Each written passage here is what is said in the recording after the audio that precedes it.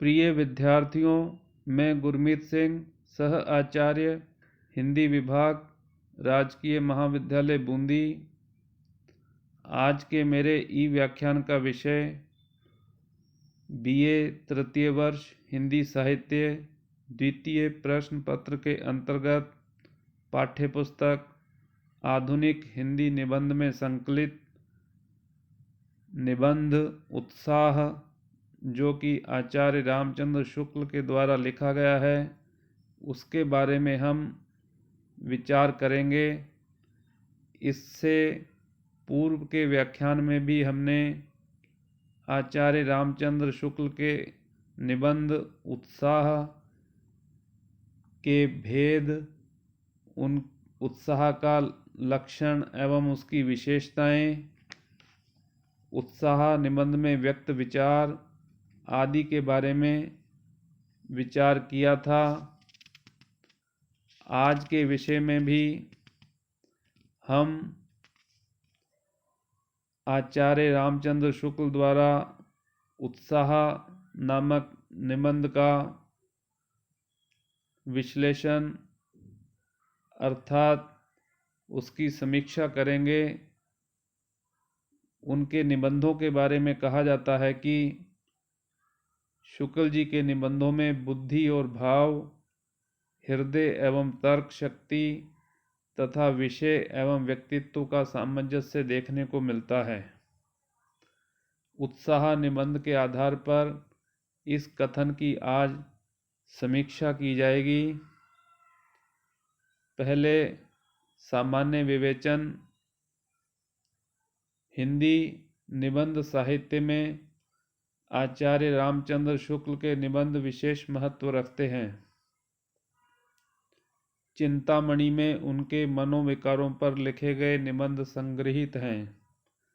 चिंतामणि एक निबंध संग्रह है जिसमें आचार्य शुक्ल द्वारा लिखे गए मनोविकारों से संबंधित निबंध संकलित किए गए हैं।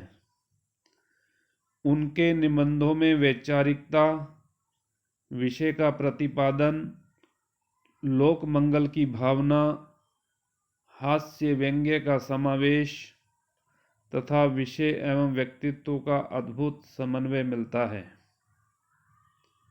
गद्य से संबंध रखने वाले जितनी भी शैलियां हैं, उनमें सबसे प्रमुख शैली विश्लेषणात्मक है तथा इस शैली में उनकी प्रतिभा के दर्शन हो जाते हैं। शुक्ल जी के निबंध एक और गूढ़ भावों और मनोविकारों से संबंधित हैं, तो दूसरी ओर वैचारिक तथा समीक्षा प्रधान हैं। उनका एक एक निबंध हिंदी गद्य शैली के विकास की शानदार मंजिल है। उनका सारा चिंतन प्रौढ़ता, मौलिकता एवं व्यक्तित्व की छाप से मंडित है।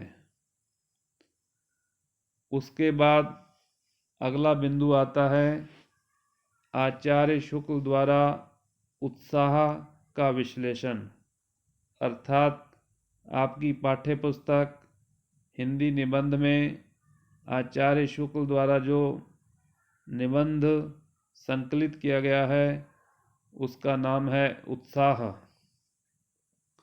उत्साह निबंध में शुक्ल जी ने उत्साह मनोभाव का विश्लेषण करते हुए इसे आनंद वर्ग का भाव बताया है। उत्साह किससे संबंध रखता है? आनंद से, हर्ष से। इसमें कर्म भावना की तत्परता रहती है। उत्साही व्यक्ति में साहस, कर्मठता और आनंद की विशेषताएं होती हैं। जो भी उत्साही व्यक्ति होता है उसमें सबसे मुख्य गुण होते हैं कि उसमें साहस, कर्मठता और आनंद की विशेषताएं होती हैं। अन्य कार्यों की तरह उत्साहपूर्वक किए जाने वाले कार्य में व्यक्ति बुद्धि का कुछ न कुछ उपयोग करता ही है। उत्साही का ध्यान मुख्य रूप से किस पर प्रलक्षित रहता है? पहला कर्म पर, कर्म फल पर अथवा व्यक्ति या वस्तु पर, यह भी मुख्य विचारणीय बात है। आनंद कर्म, फल या अन्य किसी प्रकार की भावना से होता है, ये बातें भी विचारणीय हैं। इस प्रकार शुक्ल जी ने उत्साह मनोभाव पर विविध प्रकार से विचार किया है।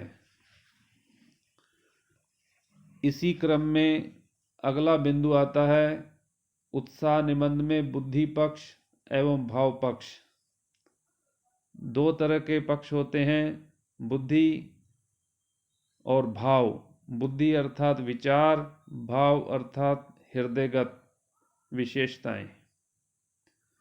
शुक्ल जी का उत्साह निबंध मनोभाव से संबंधित है। इसमें बुद्धि पक्ष एवं भाव पक्ष के साथ ही वैचारिकता एवं व्यक्तित्व का समन्वय हुआ है। इस संबंध में स्वयं शुक्ल जी ने चिंतामणि के आरंभ में लिखा है कि इस पुस्तक में मेरी अंतर यात्रा में पड़ने वाले कुछ प्रदेश हैं। यात्रा के लिए निकलती रही है बुद्धि, पर हृदय को साथ लेकर। बुद्धि पर तो उन्होंने जोर दिया ही है, लेकिन कहीं न कहीं हृदय को भी उन्होंने पीछे नहीं छोड़ा है।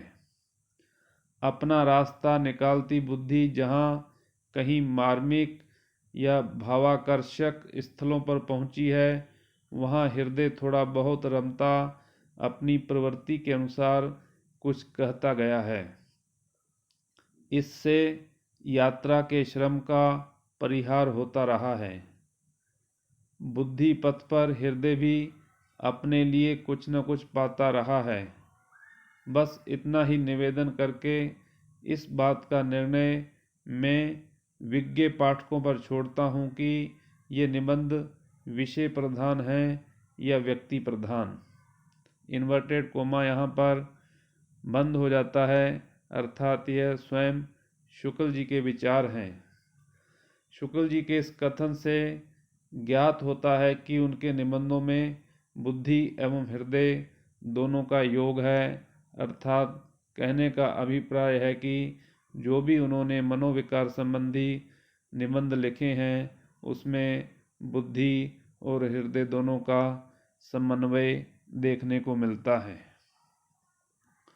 उत्साह निबंध का विषय मनोवैज्ञानिक है, किंतु इसमें मनोविज्ञान के सिद्धांतों के आधार पर वर्णन न करके प्रतिभा, स्वनिरीक्षण, जीवनानुभव एवं अपनी सूझबूझ से उत्साह मनोभाव का विश्लेषण किया गया है। शुक्ल जी ने साहित्य तथा जीवन के क्षेत्र से उदाहरण देकर अपना कथन पुष्ट किया है। इस कारण उत्साह एक साहित्यिक निबंध है, जिसमें बुद्धि प्रसूत विचारों के साथ लेखक के व्यक्तित्व की छाप एवं भावुकता विद्यमान है।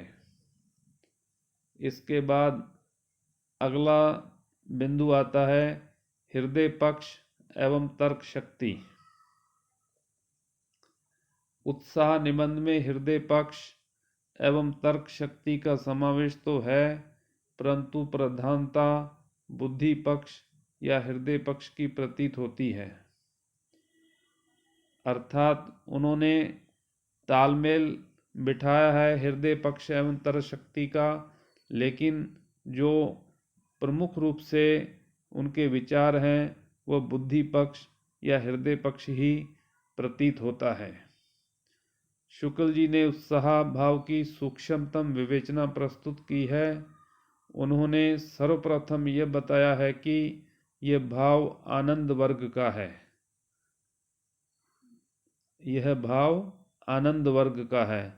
दुख के वर्ग में जो स्थान भय का है, वही स्थान आनंद वर्ग में उत्साह का है। यह महत्वपूर्ण है। पूछा जा सकता है कि दुख वर्ग में जो स्थान भय का है, वही स्थान आनंद वर्ग में किसका है? तो आपका उत्तर होगा आनंद वर्ग में वह स्थान उत्साह का है। व्यक्ति उत्साह में कार्य करते हुए सुख का अनुभव कर प्रयत्नशील रहता है। इसी कारण साहसपूर्ण आनंद की उमंग का नाम उत्साह कहलाता है। शुक्ल जी के उत्साह में युद्धवीर, दानवीर, दयावीर आदि भेद बतलाए हैं। इसी प्रसंग में साहस, धीरता, उदारता एवं कर्मनिष्ठा का सोदाहरण विवेचन किया है। अर्थात कहने का अभिप्राय है कि आचार्य रामचंद्र शुक्ल ने अपने निबंध उत्साह में इसके अनेक भेद बताए हैं, जिसमें से मुख्य रूप से युद्धवीर, दानवीर और दयावीर आदि आते हैं।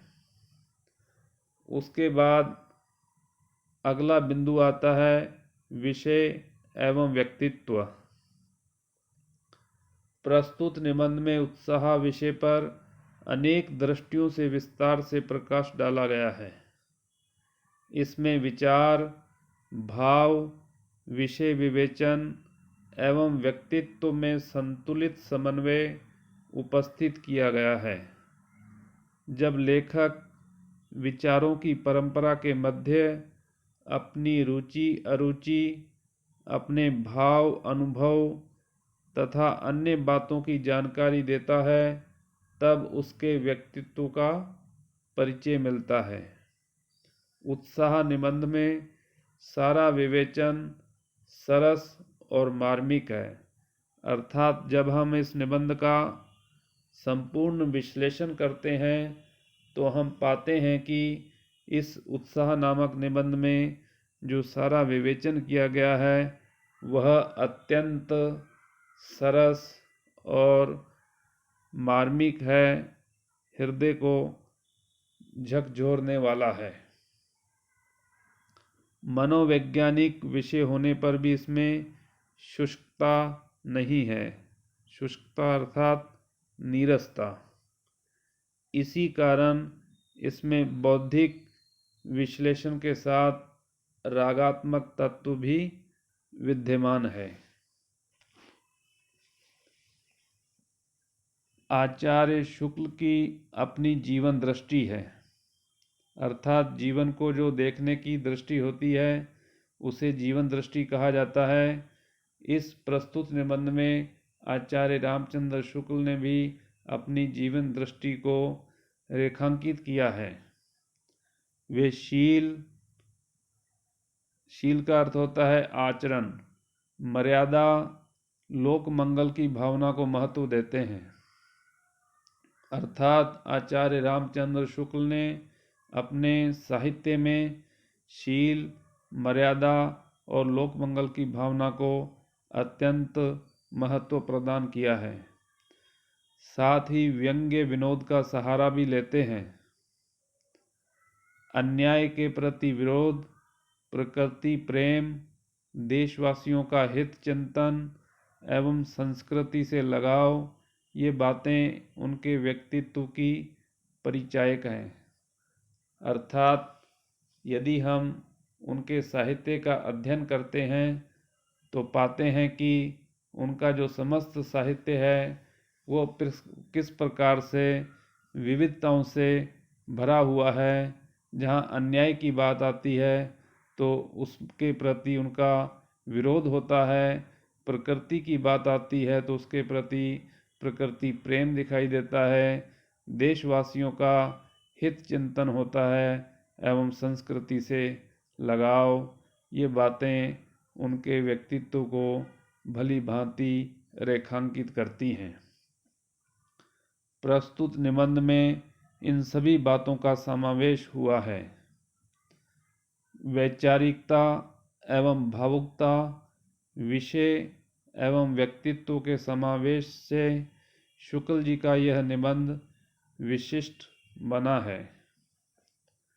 अतः हम निष्कर्ष रूप में कह सकते हैं कि इस प्रकार उत्साह निबंध में शुक्ल जी ने उत्साह मनोभाव का पांडित्यपूर्ण विवेचन विश्लेषण किया है। मनोविकारों से संबंधित शुक्ल जी के अन्य निबंधों की तरह इसमें बुद्धि पक्ष एवं भाव पक्ष का, हृदय पक्ष एवं तर्क शक्ति या वैचारिकता का तथा विषय एवं व्यक्तित्व का सुंदर सामंजस्य देखने को मिलता है। संपूर्ण निबंध पर दृष्टिपात करने से हम पाते हैं कि उत्साह निबंध में इन तीनों बातों का पूरी तरह से समन्वय एवं सामंजस्य देखने को मिलता है।